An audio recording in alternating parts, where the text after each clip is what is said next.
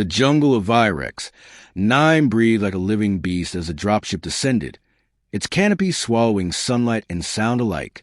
Sergeant Kale Voss stood at the open ramp, boots braced, watching green darkness roll beneath them while 40 recruits waited behind him, silent and stiff in new armor. This was meant to be a simple exercise, a proving ground for soldiers who had memorized doctrine but never felt fear coil in their stomachs. Command had promised controlled conditions, no hostile contacts, and a chance to build confidence. Voss had learned long ago that promises were often the first casualties of deployment. When the ramp slammed down, heat and humidity surged inside, carrying the smell of rot, wet soil, and something sharp enough to sting the lungs. The recruits hesitated, then followed Voss into mud that clung to their boots as if reluctant to release them. Among them was Lyra Knox, small, sharp-eyed, and too perceptive for her own comfort. She scanned the trees instead of her HUD, sensing imbalance where others saw foliage. Voss noticed her calm and made a mental note. Survival often favored those who observed more than they spoke. Within minutes, sensors flickered and died. Long-range comms dissolved into static. The jungle pressed close, dense trunks and tangled vines forming walls that shifted when no one watched. Voss ordered perimeter and temporary camp, forcing routine onto chaos, because routine kept fear from blooming. Night fell with unnatural speed, and darkness settled like a hell breath. Sounds multiplied, clicks, distant calls, the scrape of movement just beyond vision. Sleep came in fragments, stolen and shallow. The first scream shattered discipline. It cut off abruptly, leaving a ringing absence that felt worse than noise. Alarms chirped once and fell silent. Weapons came up, hands shaking despite training. Voss moved toward the sound, heart pounding, mind already calculating losses, when lantern light revealed something wrong. At the edge of camp, empty armor lay arranged with deliberate care, polished and undamaged, as if its owner had simply stepped out of it. Panic rippled through the recruits, raw and contagious. Then a figure emerged from the trees. Tall, armored and mismatched plate scarred by old battles, it moved with patient certainty. A skull-like visor reflected their fear back at them. No insignia marked allegiance. No weapon was raised, yet every instinct screamed danger. The figure's voice was human, roughened by age and restraint. It told them they should not have come. Before questions had formed, the lights died, swallowed by darkness thicker than night. By dawn, 12 recruits were missing. There were no tracks, no blood, only silence and the weight of failure pressing on Voss's chest. He gathered the remaining soldiers, speaking calmly while doubt gnawed at him. This was no random predator. Whoever stalked them chose targets with intention. Lyra voiced what others feared, whispering that they were being tested rather than hunted. Voss wanted to deny it, yet evidence gathered like storm clouds. As they moved deeper into the jungle, traps appeared where none had been before, subtle and precise. Weakness was punished swiftly, hesitation exposed without mercy. The unseen adversary never struck blindly. Each encounter felt like a lesson written in pain. Voss realized a truth with chill that had nothing to do with the damp air. This training exercise had become something else entirely. Someone was shaping them, stripping away pretense, and deciding who deserved to endure. When night fell again, Voss understood that survival now depended not on orders from above, but on face and shadow that watched, judged, and waited. He studied the recruits, seeing fear still there, but also anger, resolve, and the first fragile threads of trust forming between them. They looked to him now, not as an instructor reciting manuals, but as a leader who would share whatever fate awaited them. Voss straightened, letting the jungle's weight settle on his shoulders, and spoke, quietly enough that they leaned closer. He told them the truth. Extraction was uncertain, safety an illusion, and fear unavoidable. What mattered, he said, was what they chose to protect when the rules collapsed. The jungle answered with distant call, low and watchful, as if acknowledging the vow being formed. In that moment, Voss accepted that command no longer defined their mission. Survival would demand unity, awareness, and the courage to confront the presence testing them. Somewhere beyond the trees, unseen eyes measured his decision. The game, whatever it was, had begun in earnest, and retreat was no longer an option for any of them. Above them, The canopy rustled, and Voss sensed that the jungle itself was listening, patient, impartial, ready to reveal the true cost of every choice they would make before dawn came again, unasked, unforgiving, and final for those who fail to learn. The jungle closed around them as they advanced, swallowing the last traces of their landing site and erasing any illusion of retreat. Sergeant Voss led from the front, posture rigid, eyes constantly shifting, while the recruits followed in tighter formation than before. Fear had not vanished, but it had hardened into something sharper, something that demanded focus rather than flight. Lyra walked near the center, watching patterns in broken branches and disturbed soil, quietly learning how the jungle recorded every careless step. The first trap caught recruit Halen by the ankle, a living vine snapping tight with surgical precision. Voss reacted instantly, cutting him free before constriction could crush bone. Yet the message was unmistakable. Someone had been watching long enough to anticipate their movements. Halen trembled, shame and relief warring across his face, and Voss saw how quickly confidence could fracture. He addressed the unit without anger, reminding them that survival depended on attention, not bravado, and the recruits listened with the intensity of those who had glimpsed their own mortality. They began to notice patterns in the attacks. The unseen adversary never struck the vigilant, never punished cooperation, and never wasted effort on chaos. Those who rushed ahead were isolated. Those who hesitated too long were exposed. Lyra voiced what Voss had already concluded, stating that the enemy seemed less interested in killing than in correcting behavior. Her words unsettled the others, yet they carried a strange comfort, because rules, even cruel ones, could be learned. Night returned, heavy and oppressive, and with it came the presence they could no longer deny. A shadow moved at the edge of vision, never fully visible, always just beyond reach.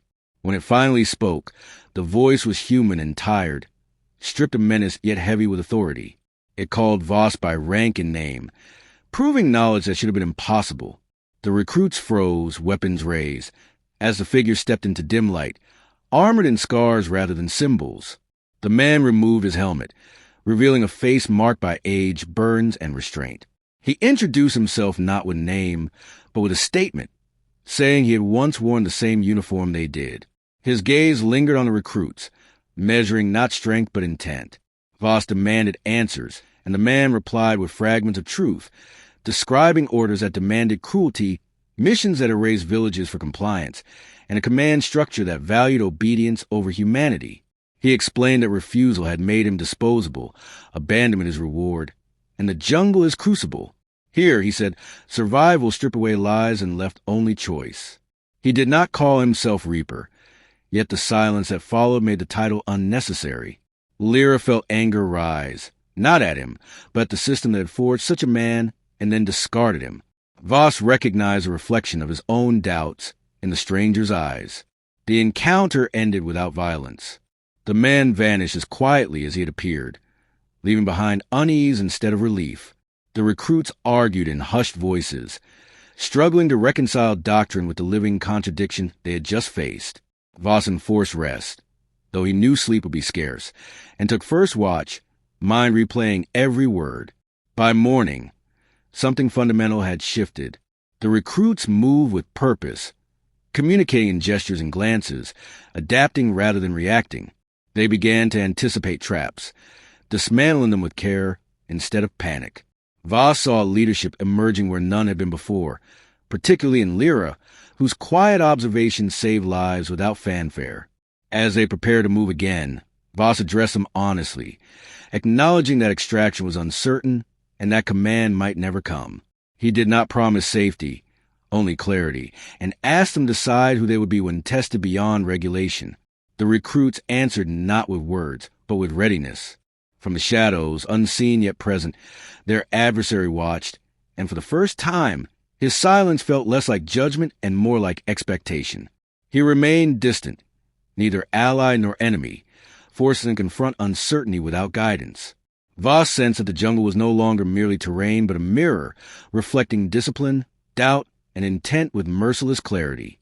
Lyra met his gaze briefly, confident steadier now, as if she had accepted the cost of awareness. Around them, The recruits adjusted packs, checked weapons, and shared silent acknowledgments, small signs of cohesion forged under pressure. The path ahead promised no relief, only deeper trials, yet none asked to turn back. Whatever judgment awaited them would be earned, not imposed. As they stepped forward together, the jungle shifted, leaves whispering, as though acknowledging that the lesson had begun, and that survival would depend on choices made long before the next strike fell. Silence deepened, testing resolve, patience, loyalty, courage, endurance, and belief together. The signal broke through the static without warning, a thin blade of sound cutting across the camp as recruits froze mid-motion. Sergeant Voss listened as command's voice listed coordinates, threat assessments, and finally the order that turned his stomach cold. The figure in the jungle was designated a rogue asset, a liability to be erased, and orbital fire was already being prepared. The transmission ended with procedural calm, as if the destruction of an entire region were a clerical correction rather than a choice. Lyra watched Voss closely, reading his silence with growing unease. The recruits gathered, sensing the shift before it was spoken. When Voss relayed the order, anger flared among them, sharp and immediate.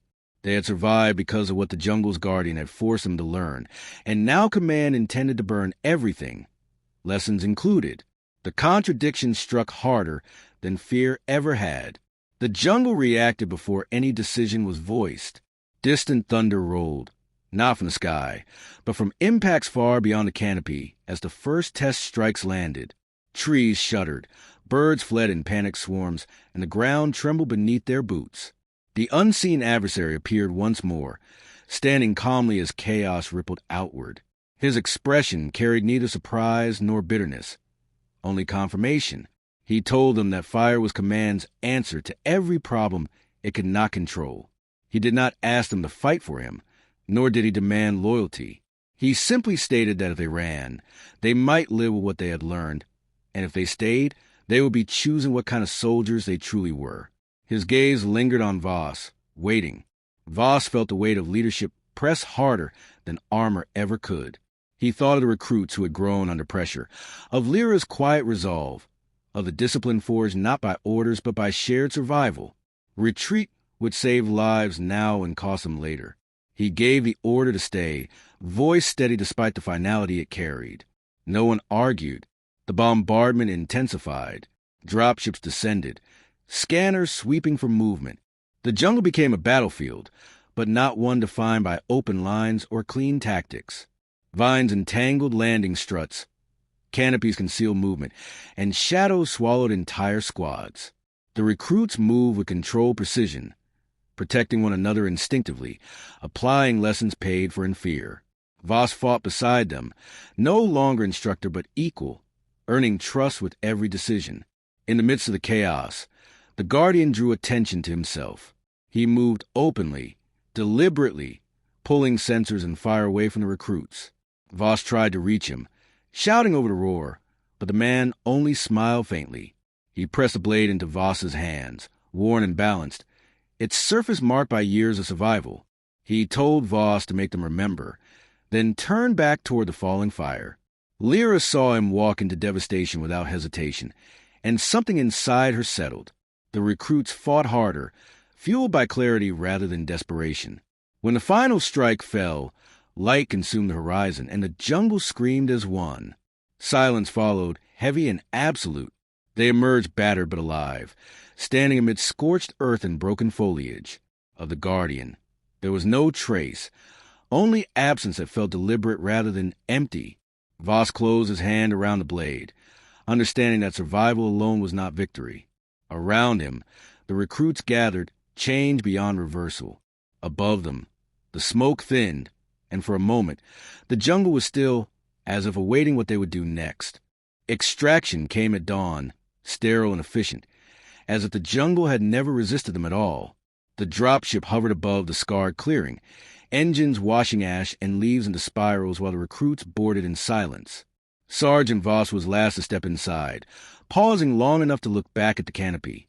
Nothing moved, yet he felt watched, not with hostility, but with a quiet acknowledgement that unsettled him more than danger ever had. The briefing began before their armor cooled.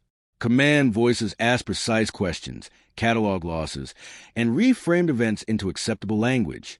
The rogue asset was listed as neutralized, the mission salvaged through discipline and resolve. Voss listened without interruption, aware of the distance growing between truth and record. Lyra stood beside him, eyes forward, jaw set, absorbing the same dissonance. Neither contradicted the narrative, understanding that resistance here would change nothing. The recruits were reassigned within days. Some returned to academies as examples of accelerated development. Others deployed to active fronts where adaptability mattered more than obedience. Voss accepted a new command, higher in rank yet heavier in consequence. He carried the blade with him, secured not as a weapon but as a reminder. Each time he addressed a unit, he spoke less of protocol and more of responsibility, challenging soldiers to consider who bore the cost of their actions. Lyra chose a different path. She declined rapid promotion and instead requested instructor status. In training halls far from jungles, she taught recruits how to observe rather than assume, how to protect one another when doctrine failed, and how silence often revealed more than orders. Some dismissed her methods as unconventional, yet results spoke clearly. Soldiers trained under her survived longer, questioned more thoughtfully, and hesitated less when compassion conflicted with command. Whispers spread through the ranks. On worlds where civilians stood between objectives and annihilation, small units delayed strikes, rerouted fire, or refused orders outright. Officially, these were anomalies corrected through discipline. Unofficially, they were attributed to something learned on Virex 9, a lesson that could not be erased by reports. Voss heard the rumors and recognized the shape of influence without a name. At night, he sometimes dreamed of the jungle, not as it burned, but as it breathed, vast and impartial. In those dreams, he walked without armor, unafraid, aware that survival depended not on dominance but on balance. He woke with resolve rather than guilt, accepting that clarity often came at unbearable cost. The blade remained untouched, yet its presence guided decisions more reliably than any manual. Lyra visited him once, months later, bringing nothing but quiet conversation. They spoke of recruits who had surprised them, of choices made under pressure, of the thin line between order and cruelty. Neither mentioned the man who had forced those realizations, yet his absence filled the space between words. When she left, Voss understood that leadership was less about command and more about example, a truth earned rather than granted. The jungle was declared restricted, its coordinates buried beneath layers of authorization. Satellites avoided it, and patrols steered wide, as if distance could erase consequence. Still, on certain nights, long-range sensors reported anomalies, fleeting signals that vanished when observed. Analysts dismissed them as interference. Veterans said nothing. Voss stood before a new unit, younger, untested, their armor unmarked. He spoke calmly, telling them that strength without judgment was fragility disguised as power. He did not mention jungles or guardians, only choice and the responsibility that came with survival. As he finished, he sensed the tension sharpen, curiosity replacing complacency. Somewhere beyond charts and clearance levels, the jungle endured, patient and watchful. Whether the guardian lived or fell mattered less than what he had set in motion. The lesson persisted, carried quietly by those who had learned it, shaping decisions and moments that would never be recorded. Voss tightened his grip on the blade once, then released it, stepping forward to meet the future he now understood he was helping to create.